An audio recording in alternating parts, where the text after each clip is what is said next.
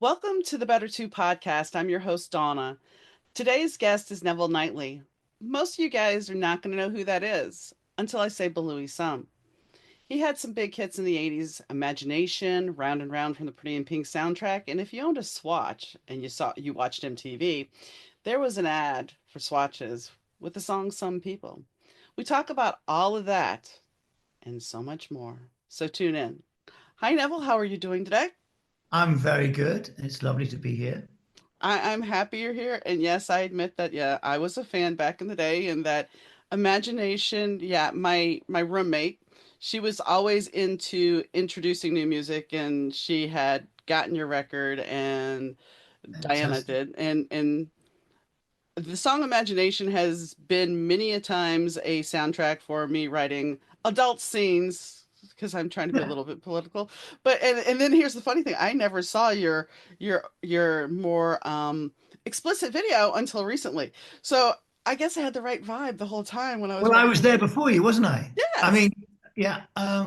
But it was that video. I mean, it's turned out to be a massive godsend for me. But it was. It was very, if you remember, it was the early days of MTV, and it was very hard to get programmed anywhere. And you had to have a video, and every bar and every club in the world had a screen, a massive screen. One wall of the bar, even the Outback bar would have a screen and would be playing videos. It was the new video killed the radio star. This was the Hmm. new thing, and no one had pushed the boundaries on that. And so what they used to do is they used to do. The record companies would pay a lot of money for a video that they hope to get played on mainstream TV and MTV. But my publisher also managed Duran Duran. I was gonna say Duran Duran did it. Well, they did it with Girls on Film, but we sort of went, I think, a little bit Oh further. yeah. Yeah. And they didn't. And Paul said, "Listen, Imagination's got such a great feel to it. Um, it's a dance record, which was really ironic that I'd made a dance record because I was more of a sort of rocky act, and I sort of developed when I started working with these wonderful musicians in New York. But that's another story, and so it just felt right. It's essential record. I can't even speak. Essential record, Imagination. So the idea of doing the long format, and then because we never had a proper 7-inch video because it was rubbish, because everything had gone into filming this beautiful 6.5 minute extravaganza of sensual nudity basically. And but it got showed everywhere. Well, and here's the thing, and you get to look back at yourself now and go, "Damn, my body looked good." You have that immortalized for Absolutely. yourself. We don't think about Absolutely. those things when we're younger. It's like, yeah, I can look back and go, "Wow, okay, I did actually look good." You know? Listen, if it makes anyone feel better, I mean, I was always worried about that, but I must go on a diet. I must go on. And I look amazing. And I'm so skinny. And and one of the things I'm coming to terms with now, being back, doing this again after 30 years or whatever, is is the pain of looking at pictures of myself now and looking at a 65-year-old guy against this sort of like sex symbol from 40 years ago, and I'm coming to terms with it. This is what I look like. Get used to it. But it's painful. It is, and I mean, there's, from a girl's point of view, back then, but when I was in high school, my mom would be like, "You need to lose weight." Okay. And then so when I moved out with my friends, I dropped like 50 pounds. I, you Yeah. know, and my mom I go home and she's like, "You've lost too much weight." Yeah, you can't win. And You so when I can't look back, win. just like you, when I look back at those older pictures of me, I'm 57 now. When I look back at those pictures and I think I thought I was fat and I'm not, it's the mind trip that we do to Yeah. ourselves when we're younger. It's like, how the hell did we get there? You know? Absolutely. And I think every generation does it. And everyone, my daughter's just I've got a 17-year-old, 13-year-old daughter. My daughter's just been saying to me, I want a bigger bottom. I'm like, what? I mean, I seem to remember when girls, does my bum look big in this? No? I mean, you, do you know what I mean? It was Yeah. like, Oh, yeah. Yeah, I because mean, okay, all right, okay, fine. But you yeah, don't say anything. You just go, you look lovely, sweetie, you know. because yeah, it was back in the 80s. If you said, does my butt look big? It was like, Yeah, that was like, if a yeah, guy said that to you, it was like, oh, you're dead now. But things have changed. They want that. And that's the thing. I think while yeah, we had pressure back in the 80s to look a certain way, I think that's much higher now because even guys have to look even more so than back in the 80s. yeah. And the other thing, of course, is you think about James Bond and Sean Connery. Oh I yeah. mean, fit guys, and even our famous favorite actors and Hollywood stars, the fit ones. They weren't bulky and bulked out now, and everyone's gyms were for boxing. Do you Hmm. remember? Hmm. The only people who went to gyms were, gangster types and heavy duty and serious boxers. Um, Now, I mean, people go to the gym and they puff themselves out. I'm in a gym all week, you know. I quite like it, but that's not the point. The point is we've all our body change, our idea of everything's changed, hasn't I have a it? friend who talks about, because I had a male model on, Yeah. and he was very down to earth, and he's like, yeah, I only do that if I have a shoot coming up. Otherwise, Yeah. I'm like just. And so my friend says, "Oh, yeah, that's what I call drama and a headache. A guy that's got to be at the gym all the time, he's just going to be drama and a headache. He's not going to care about you. That's just drama and a headache." I'm like, okay. It's true. It's true. It's true. Once you start getting obsessed with the gym, it's gym, gym, gym, gym, gym. Mm-hmm. Mm-hmm. But And no, no. I mean, I couldn't go to the gym if it wasn't for podcasts. I couldn't sit there and do it without listening to something. well, Uh, and here's the thing: being a performer, going back on stage, going back on tour, you have to be in a certain amount of shape because you have to be able to sing and possibly, move unless you're going to be Robert Palmer and stand there with the microphone and not move. and a Um, cigarette. Yeah. I mean, you have to be Yeah. able to move, so your physical fitness is important. I mean, I lost 20 kilos, and I thought, Nev, if you're going to go back on stage, you're going to go back on fit. I mean, I'm not. I mean, I did it, and also I want to live longer. I Right. mean, so this is another thing. It's very boring for anyone listening to this, but the thing is that yeah, I'm very aware that you've got to be looking. You've got to feel good, and you've got to have the stamina to do it as well. That's the other thing. Yeah, Singing because is very tiring. So well, you have to make not only physical, you have to make sure that you have the lung power and your yeah. voice strength because you can blow your voice easier now than way back then. Yeah, no, I know. And I always remember I was telling you a story before we started, but another story. I remember meeting one of my first ever TV show, or maybe one of my first evers, and it was in Holland. I know it was in Holland. I can't remember why I know it was Holland, but it was in Holland, in Amsterdam. And David Cassidy was on. You remember Yes, the yes. Partridge, I mean, and he obviously anyone over a certain age, he was like the Harry Styles of the era, wasn't he? Yeah. And I was chatting to him, and he said, "No, no, can you stand a bit? Stand." I seem to remember him being very short as well, but maybe I'm wrong. And I said, "Yes." So what's wrong? He said, "Well, I've got to be careful I don't get a throat infection. I mustn't get a cold. I mustn't get a cold." And I thought, and by the way, at that stage, I was still at the stage where I drank my way through gigs, hangovers, whatever. It was the 80s, for I God's was gonna sake. say it's the 80s.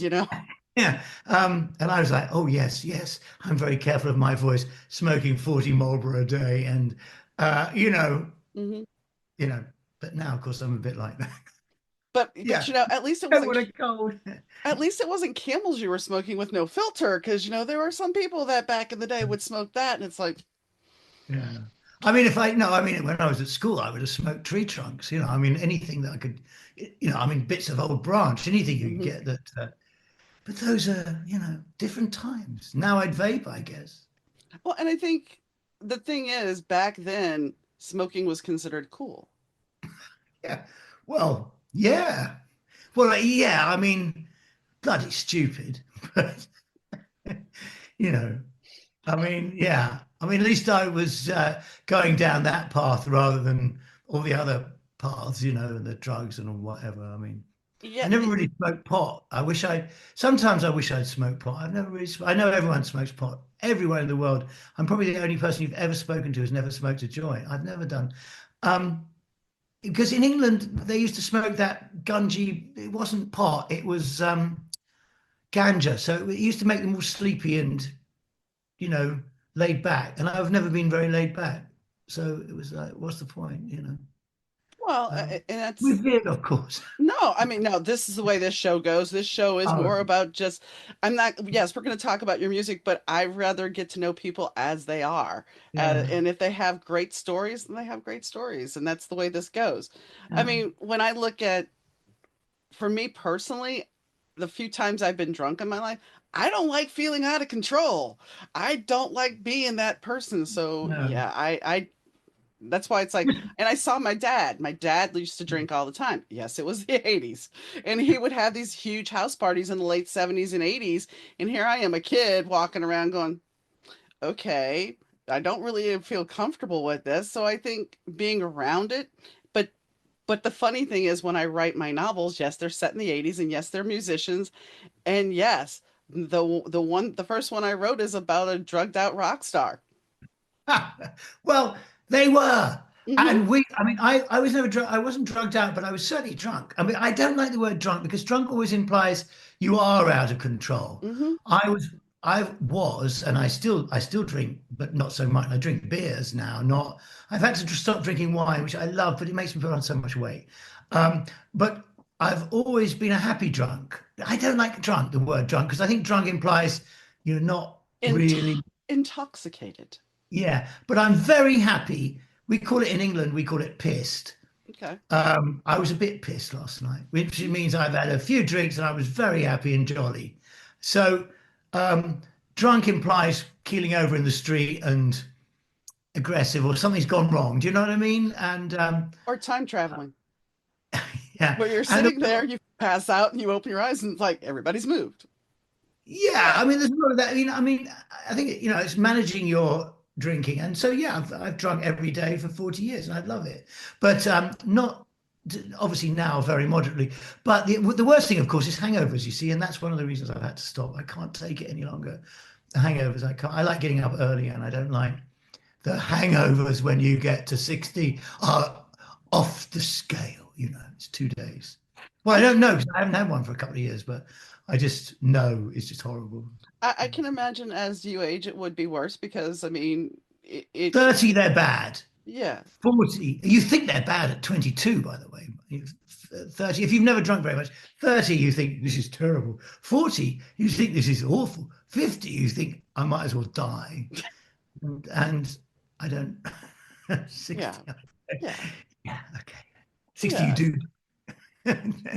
Anyway, it sounds like I've got a pretty debauched life, but No, debauch, you would be telling me how much cocaine you did in the 80s? That would be debauched, or the wild parties you went to in the 80s. Those things would be debauched. do you know I never did cocaine in the. I mean, I knew. I mean, everyone was doing it, but it wasn't. And in London, I mean, I saw it, and but I never did it because if you got caught, I mean, it's as simple as this. By the way, I never trusted drugs because I thought if I got caught, I'd lose my American visa, and um, I was very aware that if I had a criminal record for drugs, I'd never be able to come to America, and all the 10 years of work was down the drain. Well, it And makes it was as sense. simple as that. It As makes simple as that. sense. It makes sense. I mean, I I was at Live Aid. I did get to go to Live Aid in Philadelphia, and Philadelphia. in the crowd, people were Yeah. doing coke, and that was my first time. I was 17, first time sitting there going, "Wow, if I were a narc right now," because the whole thing was just say Yeah. no. I was just like, "Man, they could clean up right now." But yeah, the But the people in thing, front of us were doing coke. and the thing about the Coke in the 80s, I mean, if Coke is one of those, it's not the same Coke anymore. It's Mm-mm. mixed up with all sorts of rubbish and I mean, there's only so much Coke you can do in a crowd of 100,000 people in a stadium. But I mean, the Coke what worries me now is what's happened to, recreational drugs. So, I'm trying to make sure my kids just are aware that it's not just coke, it's ketamine, it's MDMA, it's whatever you want to talk about. I don't know. I'm not an expert, but I just see, and in the States, kids Oh yeah. think they're taking one thing and boom, they're When taking something, I think it you was know. 1989, and mind you, I am grown now. I'm 20, 21, 22 almost. And my dad, I go down to New Orleans to see, I was actually down there for a show, a concert. And my dad decides he wants, because he has his own shop. He's like, come with me. I want to test drive a car. I need to talk to you. Yeah, Okay. Mind you, I am of age, legal age at this point. yeah. And he looks at me and goes, don't do drugs. I'm like, okay. He's like, because I've tried them all, just don't do them. This is the just say no talk from my dad. Don't do them. Oh, Okay. I've done them all. Okay. Fast forward quite a bit, and somebody informs me that my dad at one point had a Percocet addiction because he had a brick wall fall on him in the fire right. department.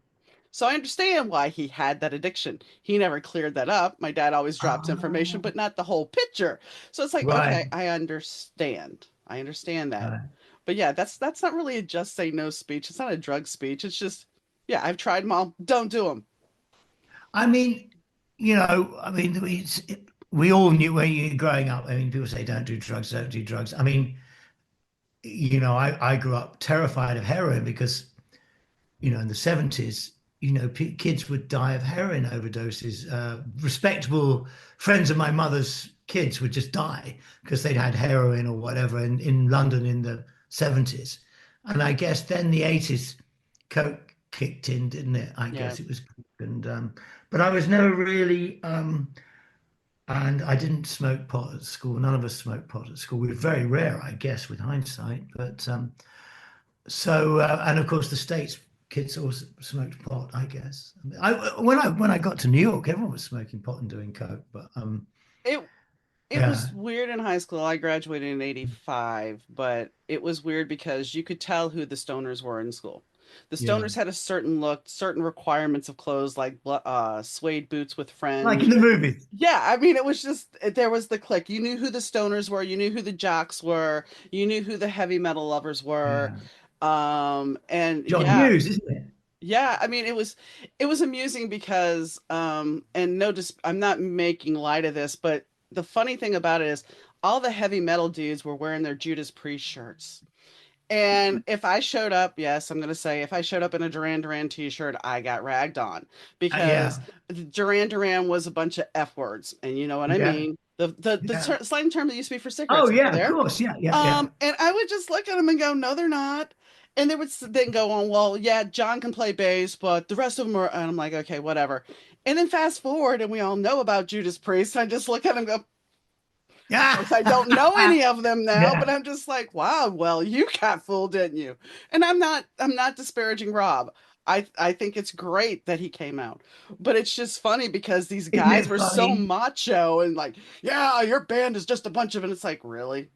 Really? My first, my first, when that first happened, because I mean, I do gigs, or doing gigs in America was funny because the kids had no idea um, that you'd have little girls in love with people who were so obviously gay to me. I knew were gay, Mm, and yet the persona, I guess it was quite sweet that no one was polluted by with negative vibes and preconditioned ideas. But I'd always remember the thing about bands was there was a big rehearsal studio complex in London. It was pretty central London. We'd all be sent there to rehearse, and it had about 8 studios, rehearsal studios. Every band, from the Rolling Stones down to me, and we'd all be sent there to rehearse for our tour, and they'd have 8 studios.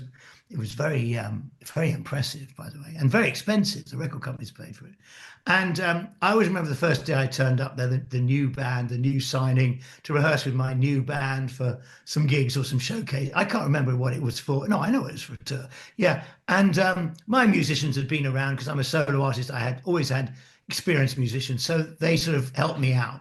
But I always remember going in there, and in the cafe, there was oh gosh, I mean, I tell you the names of the bands in a minute, but I'm making a metal plot. But there was the nastiest heavy metal band, and the queeniest Queen band, and the rock band, and the dance band, and the whatever band.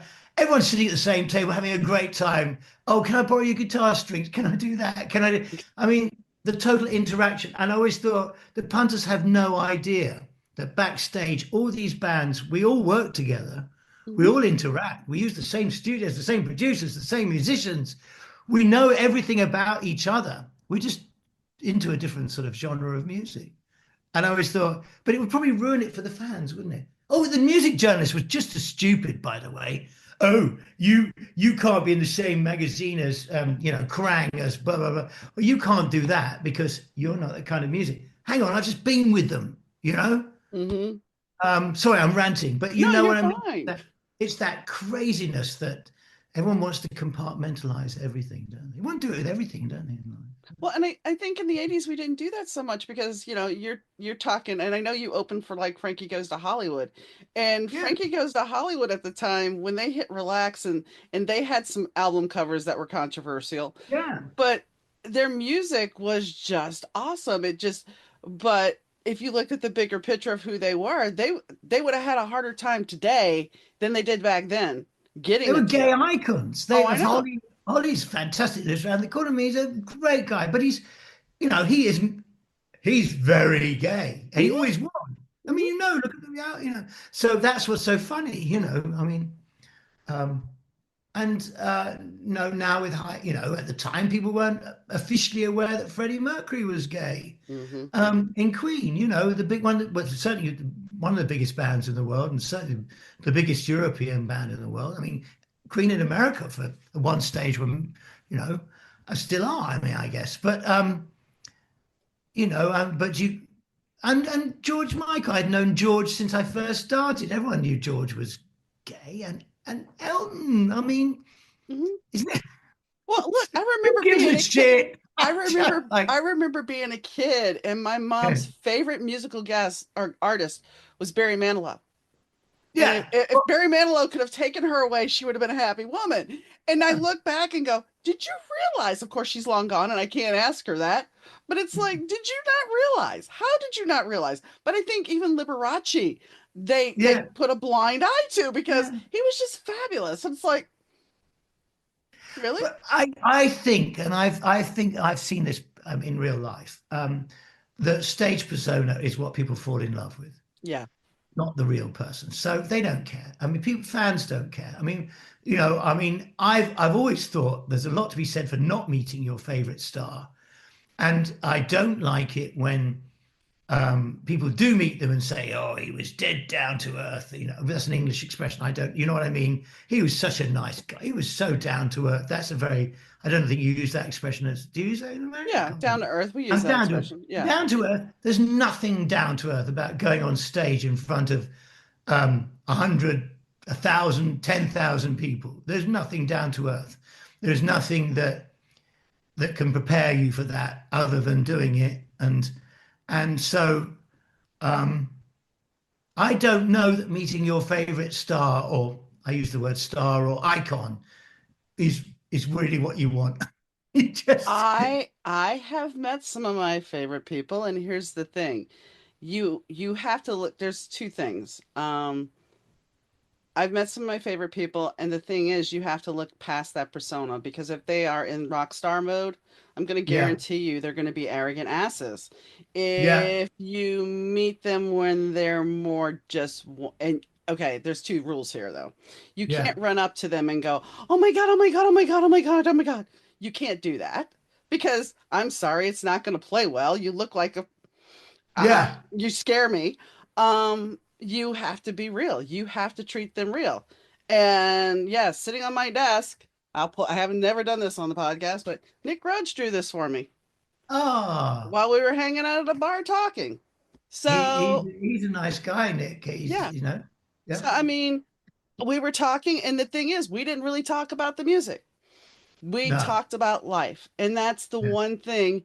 And the interesting story is, Simon was also there. I was with a friend, And this girl walked in and she's like, oh my God, Simon, I want a picture with you. I've never had a picture with you. And Simon looked at her and says, I've met you before several times over and you've gotten a Ah, picture. And she took the picture and I'm in the background. Somebody sent it to me. he's playing it. And Yeah, Simon looks pissed.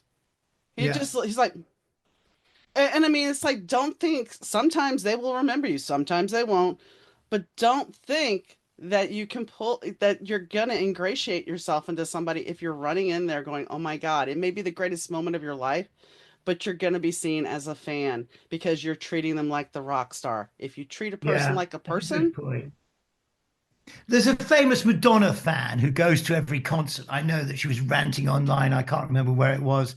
Maybe it was whatever it was. It was not Instagram. It was somewhere. She's famous for saying, "Oh, I can't believe Madonna dissed me." And Madonna comes out of a show or something, and she's going, "Madonna, Madonna, Madonna," and Madonna just walks past her and ignores her, and she's really angry with Madonna. And I'm thinking, look, Madonna has a reputation, she has her moments, but you've got to give the poor woman a break. If she's coming out and the cameras are going and you know, you mhm, can't expect her to go, oh, yeah, there you are. We have, interacted three times in the past. And so I think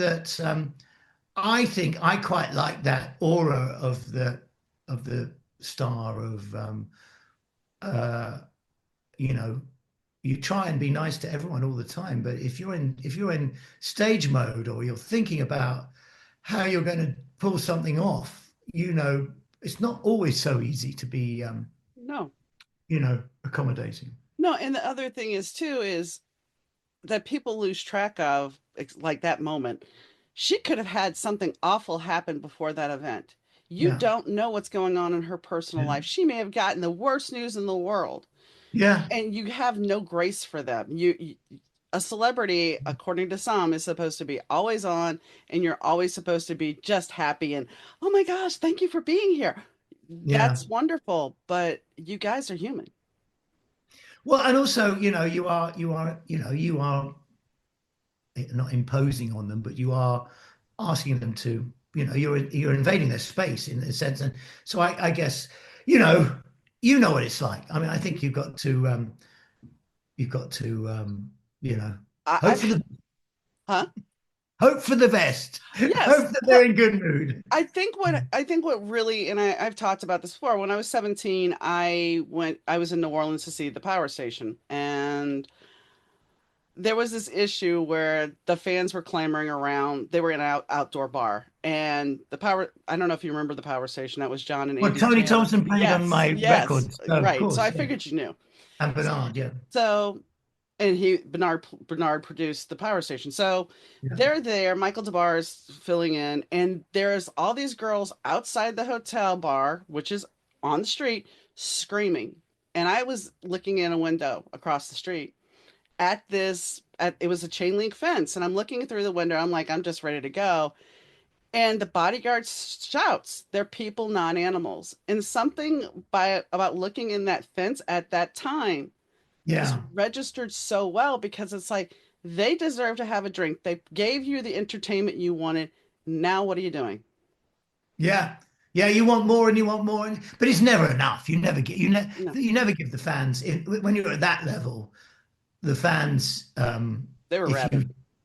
I mean, I've seen that myself, you do the picture, you do the autograph, and then just like the girl with Simon, um it's happened to me very recently actually, and then before you know it, hang on, haven't I just spent 5 minutes being nice to you, chatting, engaging, and you're back again? Like, because you've seen a chink or a moment that you can get back in. Can I have a picture? Can I have another? Really? Are we doing more pictures and more? And I think that's taking advantage a little bit. But anyway, hey, listen, Well, it's great. well, that was the thing about the girl with Simon. She took off. She disappeared just as quick as she was there. She took off, and it was just like, Well, she was, yeah, use the picture for something, wasn't she? Or, oh yeah, yeah. But anyway, we're digressing. So yeah, we're let's talk. moaning as well, and I don't like moaning. It's Well, all a positive let's vibe. let's go back to the past Yeah. to talk about the fact that you had Tony Thompson and Bernard Edwards work on your record, and you had part of Tears for Fears, Curtin Rowland work on your records. I mean, you had a powerhouse of people working with you. And so to score those people to do your records had to be a big deal back then. Well, you know, the Roland and Kurt thing is a bit silly, really, because I was it was right very at the beginning of our careers. I mean, and you know, I only went in my someone put it on my Wikipedia sort of like last year, and I'd forgotten, and of course. I haven't bumped into Kurt for a long time. I knew, you know, I used to bump into him in America, but I haven't been in the States for a while. And what happened is I went to school with a guy whose father uncle had a publishing company that signed Graduate, which was the original version of Roland and Kurt's band Okay. with Manny on drums, and they were all from Bath. And Bath is a very dinky, pretty town in Britain, in England. It's very posh, you know. It's very arty. It's where you'd want to live if you were culturally. It's nice, you know. The Romans discovered it. It's got Roman baths. It's got lots of theatres. It's very nice. Um, and there was a big music scene there in the 80s. A lot of bands came there. Peter Gable's from Bath, you know, just outside, and all that sort of thing. And so Darren said to me, he said, "Listen, you've got to do some demos, and I'm a solo artist, right? So we need some musos. Well, Roland and Kurt will do the demo." So I went down a couple of times, um, and actually, yeah, I think one of the songs I did actually demo was Imagination. I demoed Imagination several times, and I actually recorded it a couple of times, but I've forgotten about that as well. And we did do the first version of Imagination, and I think a couple of other songs, and with Roland and Kurt, anyway, you know. But I'd met them anyway in London as young band Graduate, and they'd had a song out called Ever Met a Day, and I think it'd been a minor hit, and then they disbanded, and then they became Tears for Tears Fears. for Fears, and you know, that's what happened there. But that was not a big. I mean, we just talked about it. It was not a big part of my formative years. What happened was I realized. I mean, I was a solo artist. After 5 years, it wasn't working just turning up at record companies, because if you're a solo artist, they you know, your pigeonholed as a, so you know, in those days there was no Mac to record. You were either playing on guitar, so you were folk, or what else was I wasn't. I was more of a rock band, but I wasn't a rock band because I didn't have one. So I put a band together, and then I started doing showcases around London and playing around London, and then I eventually actually very quickly then got my recording contract. And my publishing was with the Barbiero, who at the time were Duran Duran, so they were very powerful. And that's what happened. So I went in to start recording my album in London with great musicians, but the album was rubbish. It just didn't work. And a record company, Parlophone EMI, were fantastic, which is Capitol in the States, and they were great. But I knew I was pushing my luck here, because I was recording a lot and it wasn't working. And I knew the record company, I didn't really have a producer. The producer had a drug issue, and he kept on disappearing. And so I was on my own with an engineer, and we did no direction. And so eventually someone said, well, we must do a remix and put a single out. We got these guys in America who've just done Talks, It's My Life. And, you know, obviously I listened to it. I thought, it's amazing, you know. Mm-hmm. So he said, right, they can do a song of yours. And so I said, you know, can I go? Yeah, you go. So I went to New York, and that's where I met Steve Thompson and Michael Barbiero. And so what happened? They just started out. They were engineers, and he was a DJ on Long Island. I'm just giving you the story. You can cut it if you want. You know. Oh no, And continue. and and so Steve said to me, we got on really well. I loved it, and I loved New York. It was like I arrived there, like everyone, when you first arrive in the States, it's like wow, and everything, and you know, and everyone was so lovely, and creatively it was amazing. New York. In one weekend, I did more work than I'd managed in 6 months in London, and so such a pool of musicians, and everyone was around, and everyone was so positive in London. They're like, anyway, so I fed off that. And so I said at the end of the weekend, I said, Steve, what do you do? I really need to reproduce some of my tracks, redo them. Are you up for it? I mean, he said, I really want to be a producer, but I need an artist to produce because I'm not a producer, I'm a DJ. And this is, so I said, well, if I can arrange it somehow in London to get permission, for them to let me do a couple of tracks with you, can you sort of put some musos together here? If we sort of all blag each other, we might be able to pull this one off. So I went back to London and I said to the guys, I've got this amazing producer and he can get me Chic and he can get me, the Borneo Horns and he can get me everyone to work on my record. It's going to be amazing. We can do this and we can do that. And they were like, oh, and it was like my last chance. They were like, oh, just do it. So I came back and I recorded Imagination. But I was probably, I mean, and I also, the budget came through and I knew I couldn't. It was the early day of faxes, and this is absolutely true. And I remember the fax budget, it came through on the fax at the publishers and it said $34,000 for, and I crossed out one of the zeros. So I gave the record company 3,400 and came to New York. And luckily, by the time the bill came in, I'd been back to London with Imagination and said, there's your hit, And it and got was. away with it. And I got away with it. But I'm not sure how many more chances I would have had, if you know what I mean. And then, of course, kept on coming back and re-recorded the album. And that was, wonderful. I loved it. It Well, was so wonderful. and then I mean you had the Swatch commercial for some people. Yes, it was your song, but when Swatch picked that up and you had the commercial, that was on MTV in heavy rotation a lot. Yeah, I mean it was very early days it was by the way, the genuine purists thought it was terrible, the idea of having anything associated with promotion, especially something as fun as a revolution in watches. I have to remind everyone that before the mid 80s, if you had a watch, it was usually given to you on your 18th birthday by your grandfather or uncle or whatever. It never worked and it was, and broke down and was, and cost a lot of money or was a family heirloom or whatever, or you didn't have a watch. There were no mobile phones. No one knew what the time was. So it was fun. I mean, what swatches were $20? And they were there were thousands of different designs and they were fun and they were accurate and they were waterproof and they so I thought they were just new and exciting and whatever and Steve Rexnaffer from Swatch was a great, really cool guy, and he was mates with my manager Danny in New York, and they said, listen, do you want to do this? I said, yeah, absolutely. And Danny had done I think it was Coca-Cola with Duran Duran. I always mustn't offend Pepsi or offend Coca. I can't remember which one. It wasn't me anyway. I don't care. Anyway, one of them. It He'd was done that. Coke. It was It was Coke. Coke, wasn't it? Yeah, yeah.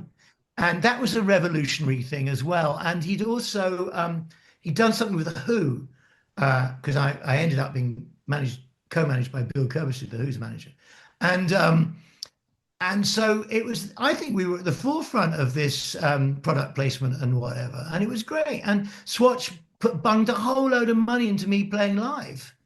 So I'm up for it. I couldn't play live in America without their money, and with an English band. So I loved being a Swatch ambassador for a couple of years. It was fantastic. What I find, And go ahead. sorry, I was no, I was No, it no, makes me really happy. I'm very proud of it. no. I was gonna say what I find funny is you getting so much guff about that when, you know, yes, I'm aware I'm a fan of Duran. What I find funny is if you go back into the archives of Duran, they had merchandise in the 80s in Japan, like Yeah, Duran Duran batteries. There was a yeah, Kiwi liquor commercial where their heads are yeah. super big on little bodies and the girls are crying. So it's funny that you got so much guff about that. But overseas, even Arnold Schwarzenegger had like a liquor ad. I mean, all the ads over there were just in Japan were over the top.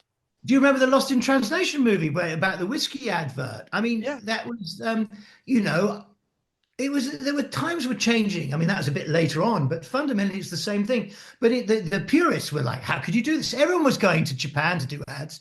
But I tell you what, there was a very famous PR lady in London because I always, my first hit record was my dance. I mean, America was the first people who picked up on me in the States, right? And also some of the European countries, Italy and Scandinavia. England, they didn't want to know because who is this guy who's got white hair? He's a pretty boy and he's recording with our really favorite musicians. How dare he? And who does he think he is? And he's got a name we can't pronounce.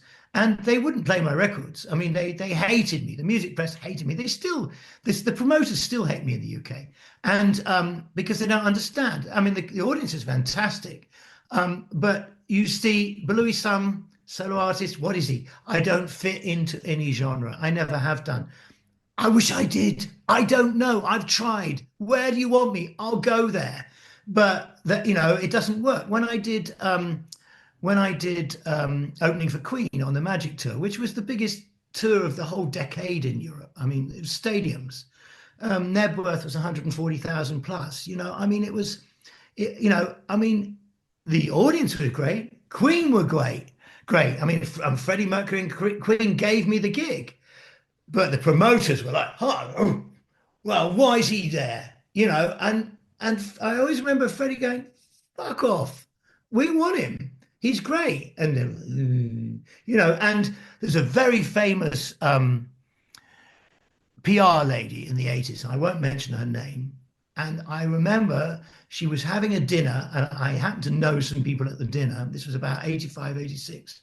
And she was absolutely outraged at me having the Swatch thing in the States and tried to persuade them. He'd been out anyway already. She said, well, what do you want him for? I mean, and she's PR, right? And I'd already done the Frankie Goes to Hollywood tour. Why do you, and she was instrumental and part of it all. And she was outraged at Belouis Some. Who is he? Why is he doing it? It's amazing how enlightened people are. Mm-hmm. Mm-hmm. Sorry, I've just ranted, but No, it drives me insane. But it hasn't changed. no. I'm back now after 35 years, and I'm out there, and the audiences are fantastic. I'm really enjoying it in the UK because I was going to tour in America last year, and then Mike got cancer, but from the alarm, and it came back, and so it had to be cancelled. So I'm now going out, as you know, in a couple of weeks, and so I came back here and said, well, I'd like to play over here, please. And the promoters were like, really? You're running out of acts, mate.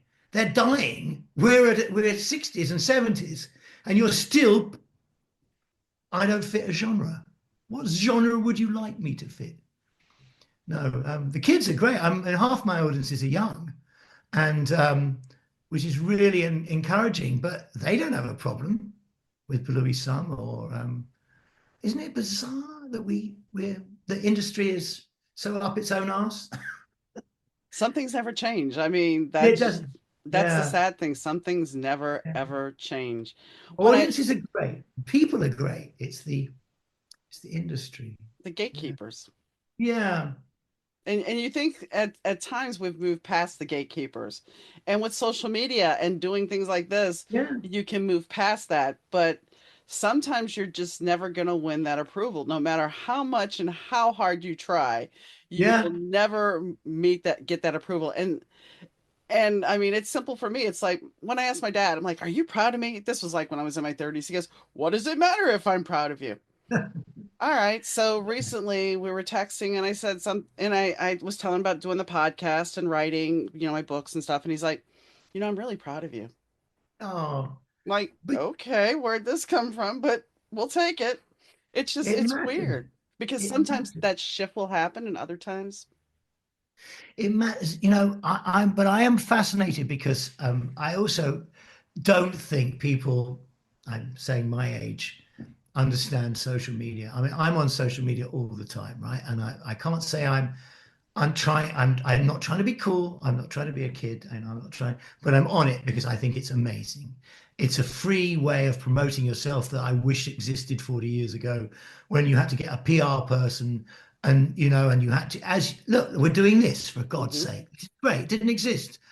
And yet I'm looking at promoters who are not on, they've all got an Instagram account, they don't post. They've got a Facebook page, they don't post. They've got Twitter, which they look at football results. I mean, I'm beside myself with frustration at the gatekeepers.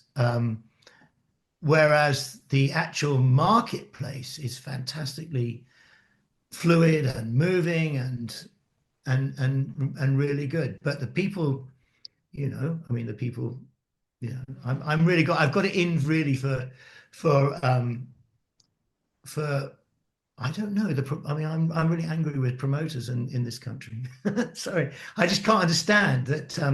You can have no, just amazes me the small-mindedness that still exists.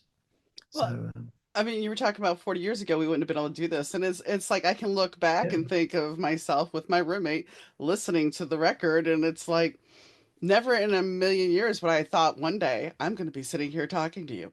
It's one of those really surreal it's moments incredible. because yeah, Yeah, because and yes, and my I still have my yeah, I was going to 12-inch say. vinyls.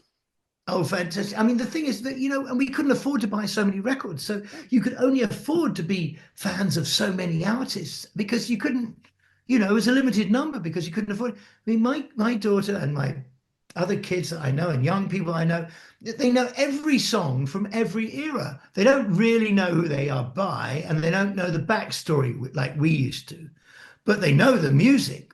Right. So there's no, so I wish we could try and explain this to the people who are the gatekeepers, as you say, because what they don't understand is there's no band loyalty with young people. It's whether they like a track, it's whether they like the fashion, it's whether like, I mean, I mean, Sabrina Carpenter, okay, she's now, I mean, probably most people know three or four songs, max. I mean, Taylor Swift is probably the exception, but there are very few artists where people know the whole story, but everyone knows all the songs that are coming out, or anything that's trending. We don't have Ray and I had talked about this because Ray Yeah, actually I interviewed Ray. yeah, And we talked about the fact that there's no fandom anymore. I mean, yes, yeah. Taylor Swift has it, but in general, there's not the She's fandom. unique. Yeah. There's not the Yeah, fandom that we used to have back in the 80s that you were a Durrani, you were this, yeah, yeah, yeah, you yeah. you never Absolutely. you don't have that anymore unless you're a Swiftie. But other people don't have those things anymore. And No. it's kind of But surreal. you're as good as your current song, and if the kids don't like it, I say use the kids very generally, but if the audience doesn't like it, then it ain't happening. And I mean, and also without a social media presence, I'm amazed at the amount of actors I have it in for actors who have a big success, and it seems to be actresses really, especially European ones who have a big success, make a great movie, and I'm not on social media. It's an intrusion in my life. Huh? You spent years trying to have a hit movie, and you're not on Instagram, or you're not, okay, pushing it further, TikTok or whatever. I mean, are you mad? I mean, what are you doing this for? What did you go through the pain all those years? I mean, If you're not, you don't have the machine that you used to. I mean, before if you got a book deal, a record deal, yeah, you had a whole PR team promoting you. Now, a lot of the times you still have to promote yourself. Even if you get that deal, yeah. you're still going to have to be out there hoofing it. And what's the book team, the promotion team going to say? Get on your social media, please, Hmm. and be real. But hey, listen, at least we're a couple of people who are not in our teens have discovered it. I mean, I'm loving Yeah, it. I don't know that I could handle. I'm glad I grew up when I did because the 80s, I was part of that generation that, yes, we still had the phone that you could slam down, as we talked about earlier. And you still, if you wanted to leave the house, Yeah, nobody could find you. Nobody could find you. You could go off and yeah. nobody could find you. You could go find your friend, and if they weren't there, you weren't going out. Now it's like, oh, wait, I know exactly where you are. I'll call you. And so you don't have that escape, I guess. Have you tried calling? some, I mean, again, I don't want to start from younger people, older people. It's very interesting when you call offices now that have, email, call us, here is our email Oh yeah. address, got complaints or whatever, and you actually call the number. They're like really, really awkward with you. I mean, not rude, but people don't like speaking anymore. They No. want to email and they want to text and they want to. I, I'm one Um, I'm one of those people that I will still talk on the phone to my friends, and I prefer to talk to most of my friends on the phone yeah. because that's how I grew up. You get a Here's the thing with text messages and Oh, it's everything, that can be time. so misconstrued at times. If Yeah. somebody just does not, if the inflection is not there, you're Yeah. missing something. And even when you think about when you used to get a letter in the mail, it's like, or the post, you would could see by their handwriting what was going on. There was the feeling to it. And we've lost that. And I'm not ragging Yeah. on the technology because technology can be great, but there's parts where it's like we've lost some genuine things. Yeah. It's I mean, I lost my ability to spell. I mean, yes. I mean that's gone because of Google. But no, you're absolutely right. I mean, I love once I start talking to someone on the phone, I chat, chat, chat, chat. But you're absolutely right. It's so easy to email, and I hate those text conversations going backwards and forwards. Drive me mad. Oh, for God's sake, just give me a call, will you? You know, It'd be a lot quicker. you're a lot quicker than this hiding behind a text message, which is very boring. But I do think social media, and I love it when people say, "Oh, we're going to ban children from having telephones or using social media." Oh yeah, you're dreaming, mate. I mean, it ain't going anywhere. It's social media is fantastic. I mean, I love it. I mean, I'm it's opened up a whole world and information, so much information, so much knowledge, and I'm really loving it. So I'm loving it from promoting myself. The only thing, and I don't know about over there, but over here they've quit teaching critical thinking in the schools. And the thing about Oh, that you've is, hang on, you've frozen. Oh my gosh, my battery. I'm moving. I'm moving. Hang on, it's me. okay, I'm going to move. okay, You've yeah, hang on. I'm going to move, and hopefully you can still see me. I'm going to I still plug you in. see you. I still see you. It's all good. Okay, hang on. Because there we are. Can you? Is it all good now? Let It's me all have a good. look. I can still see you. We're all good. Okay, good. Yeah, What I was going to say is the only thing here is like they've quit teaching critical thinking. So the kids that are on the phone constantly that are learning things, they don't have the and I know some people are getting mad at me. Sometimes they don't have the presence of mind to be able to disseminate what is real and what is not real. And that's the only issue that I have yeah. with it. If nobody's actually helping them know right from wrong and what is the right thing to do. Yes, I guess. I guess. Well, that's down to the teachers, isn't it? I don't. I mean, I'm wondering where's that better. I'm just wondering. That better? I don't know. But yeah. I mean, yes. I mean, I think there are lots of pitfalls with social media, and I'm not. I mean, I think it's responsible for so many terrible things. But overall, Oh I yeah, think you overall know. it's great, and Yeah. and like I said, I don't mean to disparage it at all, Yeah. but I do want to ask you two things. What was Yeah. it like to? I mean, we talked about the Queen touring with Queen a little bit. What was it like being around Freddie Mercury and the guys from Queen? I mean, that had to be something major as far as being an up and coming artist. And take aside the promoters and stuff, what was it like to actually be around them all the time and working in that kind of atmosphere and being Well, on the stage with them I or don't want to with them? sound blasé, but um, it was it's a very small industry. Hmm. The music industry, the actual the artist side of it. Once you Right. get to a certain, you start working in recording studios in London. Within a couple of weeks, you start meeting. Oh wow, lots of famous musicians because they're coming down to play on your records for God's sake. And then, of course, when I went to New York, and after my first recording section with Carlos Alomar and obviously got to know Carlos and Tony Thompson and Bernard Edwards from Chic, and then Robin Clark, and then all the backing vocals, and then the Borneo horns, and then Jimmy Malin and Earl Slick, comes in, and by the end of my first week in New York, I'd sort of met so many people, and they all bring other people down, and then you go out for a drink afterwards, and then you meet so and so, and then you meet, and then there's Mick Jagger, and then there's whatever. So by this stage, you're pretty immersed in it. Hmm. Now you're immersed in a respectful way. Right. You're not larging it and going, "Ooh, look at me," but you're a fellow artist and treated with respect, and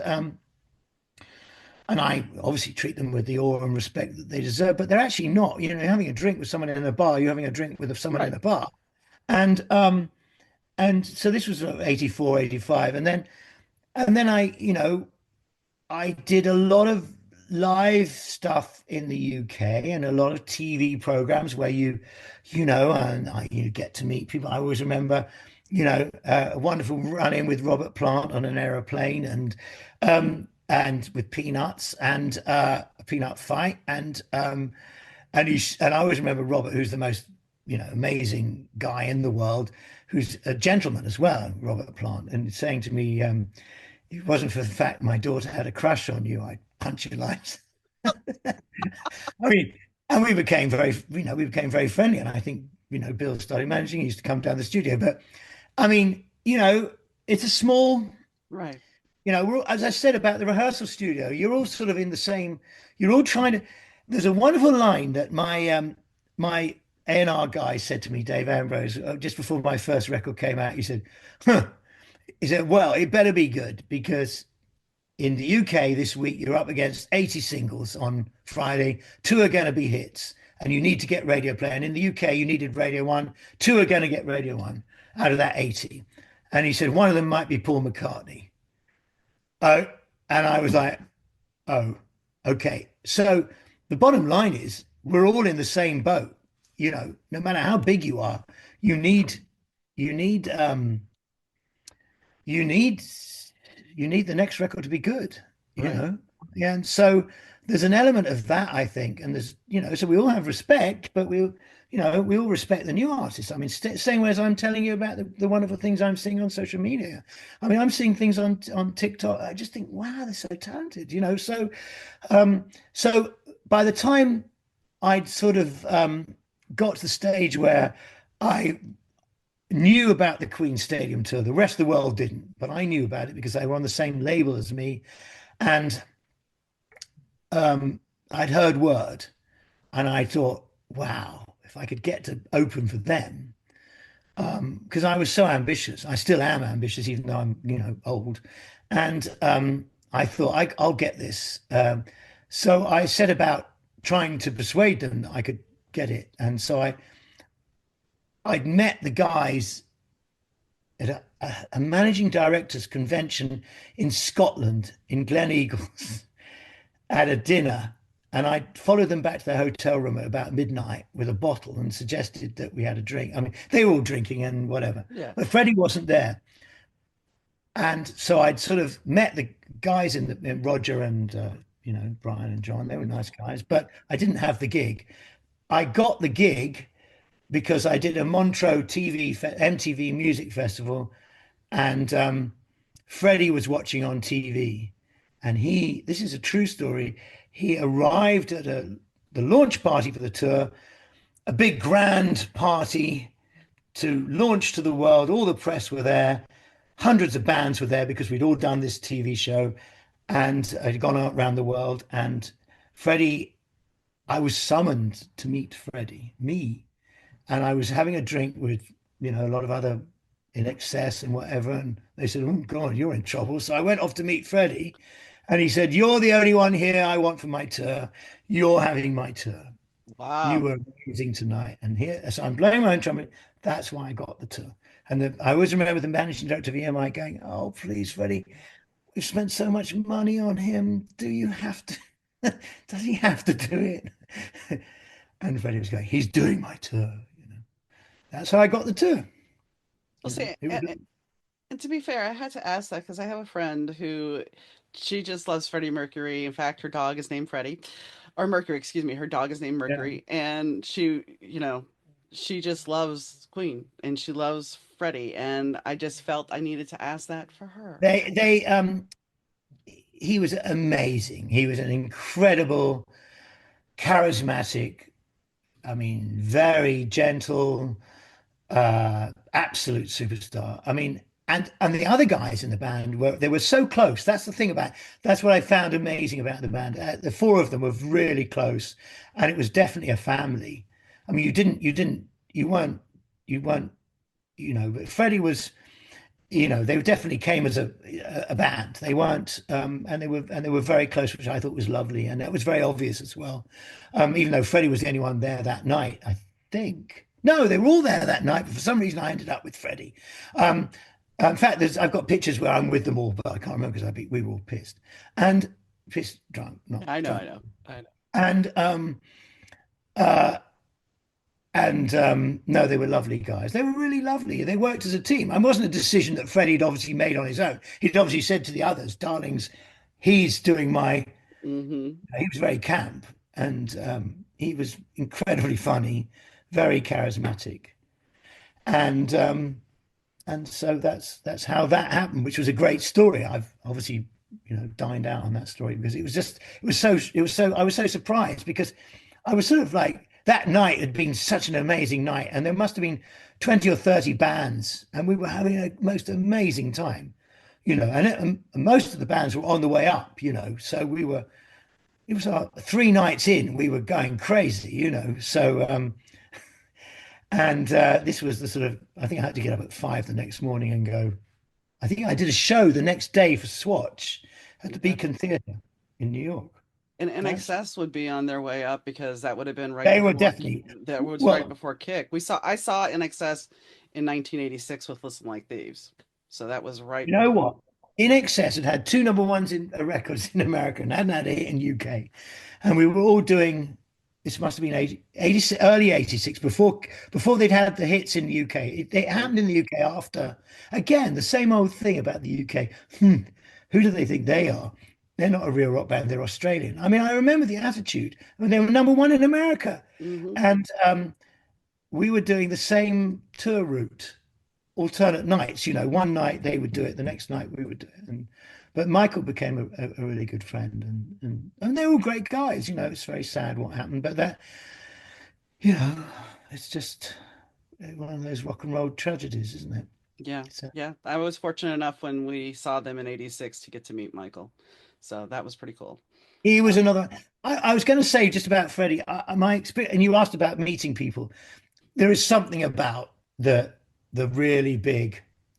Um, this. I hate the word star, but um, the let's say star for the sake of the conversation, that they do have an aura. mhm, David Bowie had an aura, and mhm. Mick Jagger has an aura.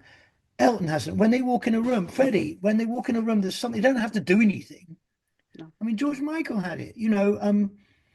They don't have to do anything. They just. I'm only saying the English ones because.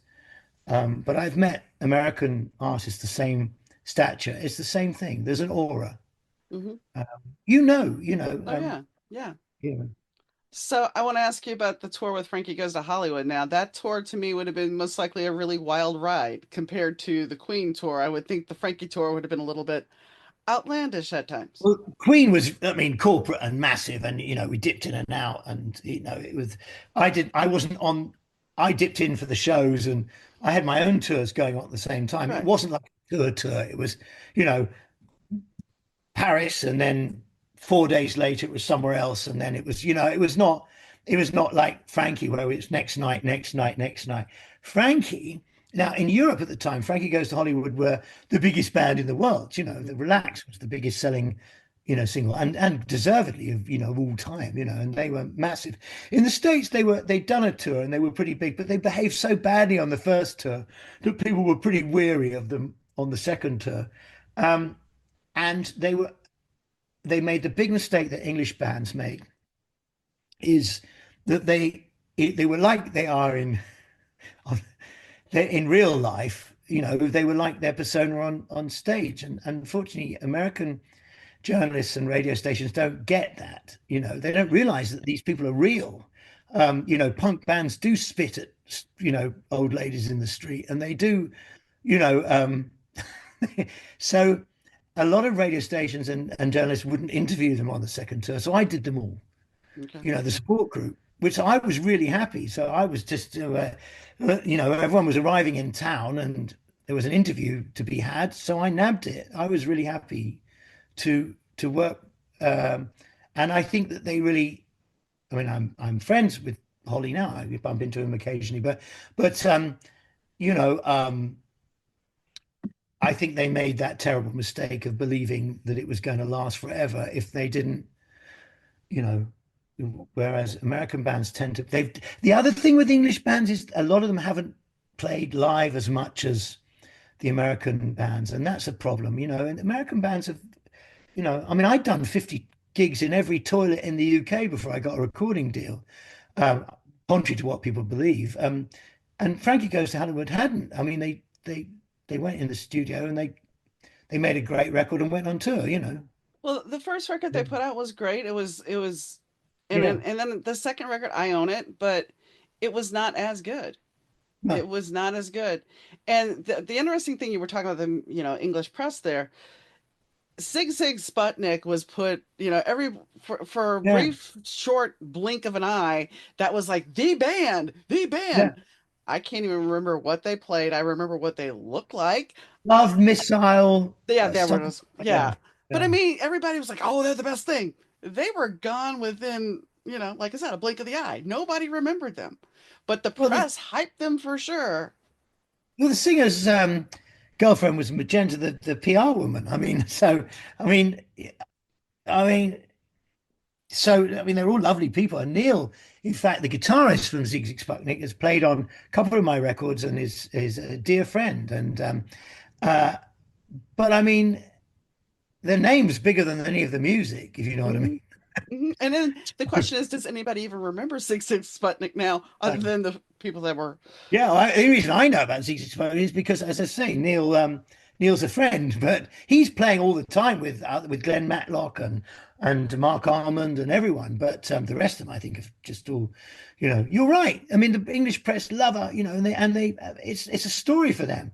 There's no, and of course the problem is that the real old rock and roll magazines don't exist anymore because there was no crossover. So they wouldn't talk about the ones that were successful, and the ones mainstream wouldn't talk about the ones that were, oh, it's really boring. The bottom line is a band's got to be out there playing. And Frankie Goes to Hollywood didn't have a fan base. They had a pop fan base. They didn't have you Oh, know, fan base. yeah, no.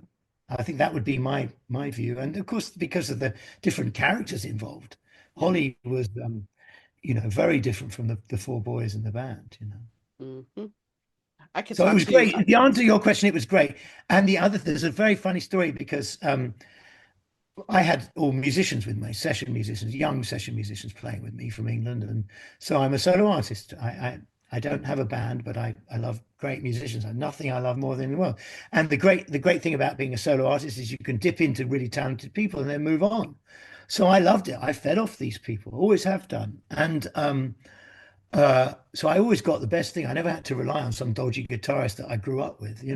So I so I remember about 4 or 5 dates into the tour. There's two stories. I'd made an album in New York. I'd been in New York for about a year, and I'd got to know it. And I had the Swatch thing, and I had my manager in New York, and I remember there's two things, right? And the first thing was they were very excited because they were going to a party when we got to New York, which was about 8 dates in, and it was at Area, if you remember Area, the Hmm. coolest club in the world, and we're going to a party and everyone's going to be there. And I remember the conversation and Holly, we're going to a party tonight, whatever. Because anyway, that they all bowl up to the party in New York at the Area, and everyone's there, and it's my party. Oh, The support group. I remember that was the first thing, and I just thought that was quite funny. oh, it's great. And the second thing, I mean, I didn't tell them, but when they got there, they were like, "What are you doing?" Well, mine. And uh, the second thing is about halfway through the tour, the guys who I was really friendly with by this stage, we were getting drunk every night, we were having a great time. And they said to me, one of them said to me, "Listen," they all came over and they said, because they're from Liverpool, right? I'm Mm-hmm. from London. And they said, now listen, it's true. You, we're having an argument. You didn't go to a private school, did you? You've got to understand how schooling works in the UK, right? You have the old established private schools, and most people don't go to them. Some people go to private schools. It's some people go and they don't pay so much. They get a bursary. Some people, it's not like Eton and Harrow. The ones you hear of in the movies. Yeah. There's about 3% of the kids go to private schools, and you go for different reasons. I went to a private school. Nice. So so they came over and they said they're from Liverpool, right? And they're great guys. And they said, he says you went to a private school, and I said you don't. He didn't, and there's no way you go for a private school because you just wouldn't be in a private school because he just couldn't believe that anyone in a band could ever have gone to a private school. And I said, guys, of course I went to a private school. Uh, and by the way, so did most of the music industry. And they were so shocked. I mean, I said, real awakening, the harsh realities of life, which is true, by the way. In those days, most of the industry had gone to a private school and Yeah. pretended.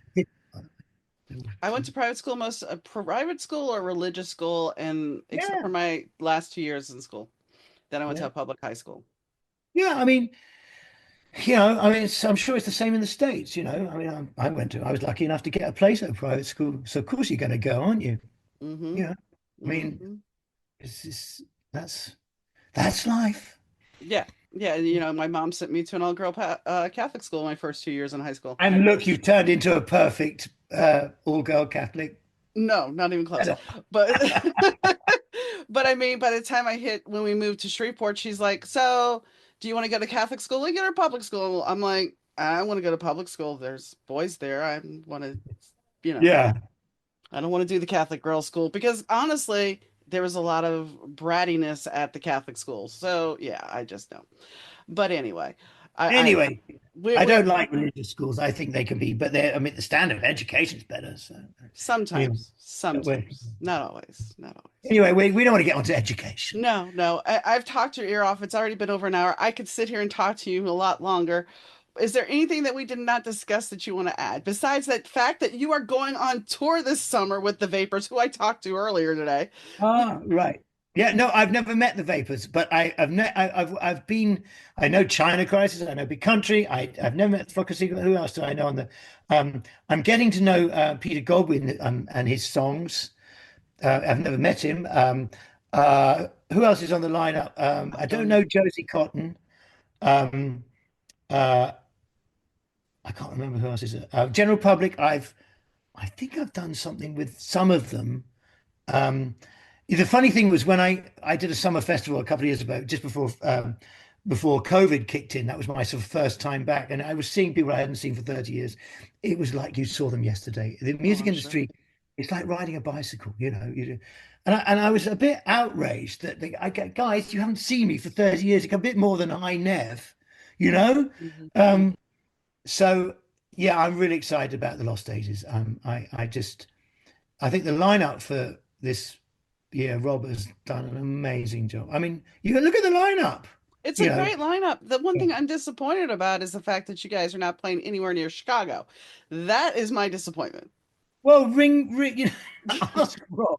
I'm up for it. Well, I mean, to be fair, I might not be able to go anyway because I will be undergoing chemo treatment. So, Oh yeah. no, I mean, is it you're having chemo though?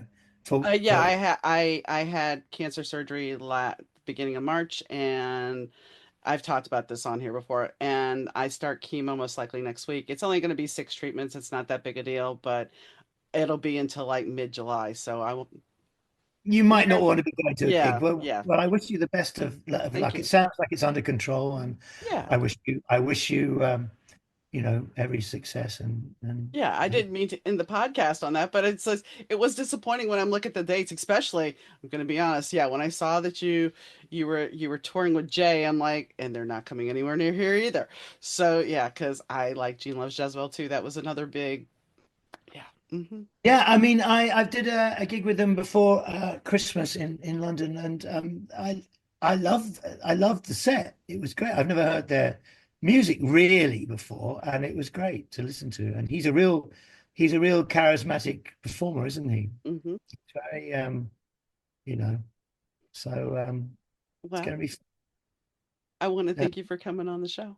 thank you for having me. It's been lovely talking to you. I mean, just I don't know what we talked about, but we've talked about a lot. Yes, we have.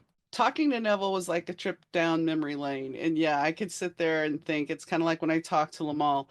I remember, listening to the record. I remember Diana bringing it back in and thinking, okay, let's listen.